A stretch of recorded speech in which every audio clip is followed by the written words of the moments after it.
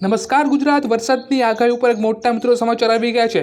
14 ઓગસ્ટથી લઈ અને 18 ઓગસ્ટ સુધી આપણને મિત્રો ગુજરાતની અંદર ભારે વરસાદ જોવાની અહીંયા સંભાવનાઓ છે।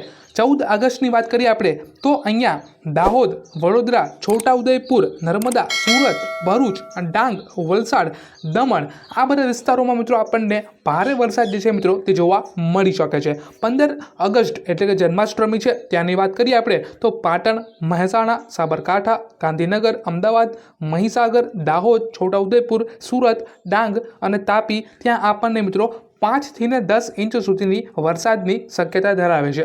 ત્યાર પછી 16-17 ઓગસ્ટની વાત કરીએ તો સાબરકાંઠા, અરવલ્લી, મહીસાગર, દાહોદ, છોટાઉદેપુર, નર્મદા, સુરત, ડાંગ, વલસાડ, ભાવનગર, અમરેલી અને આપણું ગીર સોમનાથ ત્યાં આપણને ભારે વરસાદની આગાહી જતાવે છે।